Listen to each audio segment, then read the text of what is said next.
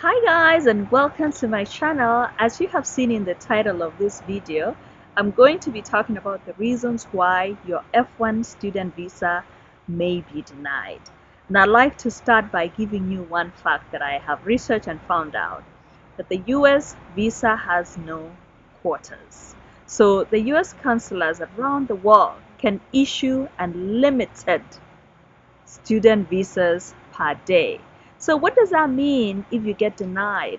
Likely it is because you didn't meet the requirements, or maybe you didn't craft your story well enough. Always remember, the student visa does not have a quota. So they can issue even 1,000,000 visas, student visas a day. So that's why I believe and I'm advocating for student visas, because you have a higher chance of getting it. So the only burden is for you to truthfully tell your story and prepare for it. And I want to start by saying one of the reasons you may be denied a visa is because of your funding. Let me explain here.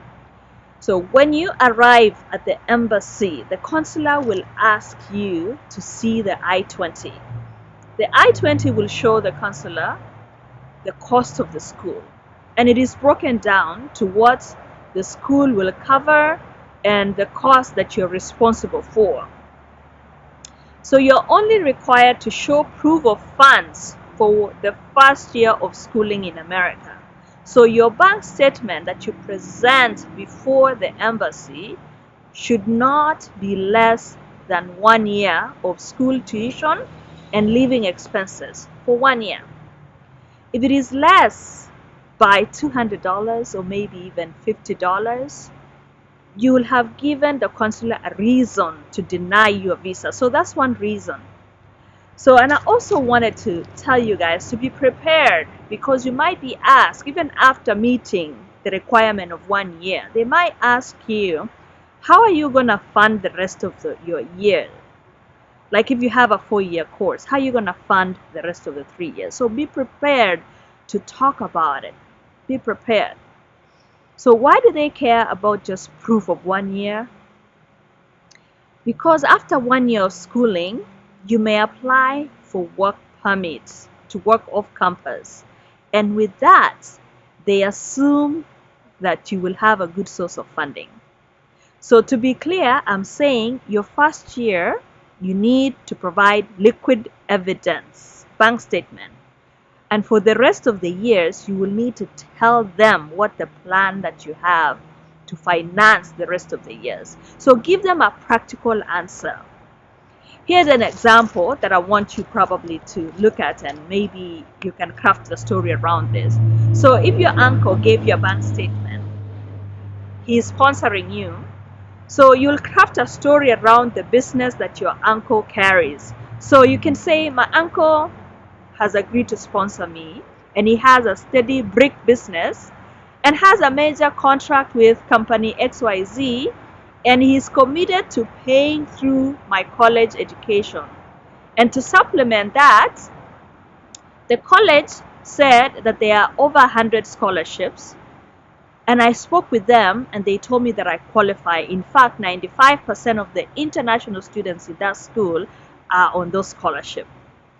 You can go further by saying, by the way, there is a $10,000 scholarship that is called Presidential Scholarship, and I intend to apply because I qualify.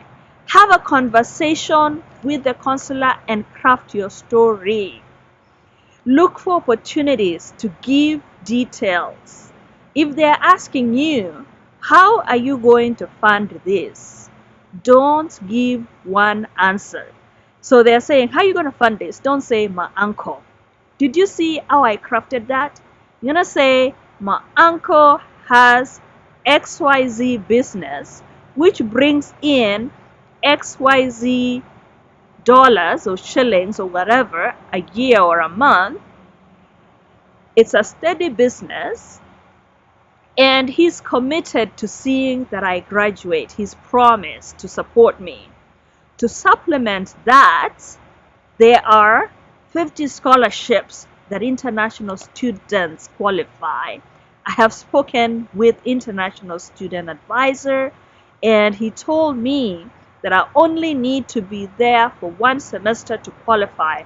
I to apply. The one that I intend to apply has an X amount of money.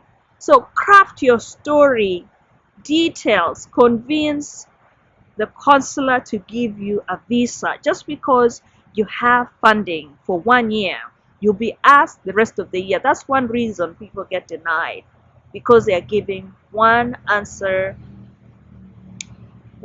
statement, and you're not convincing. They don't want you to be a public charge, what they call public charge. They don't want you to come here and work illegally. They want to make sure that you're able to fund your schooling. Whatever story you tell, it's up to you. You need to stay confident and convincing. Okay?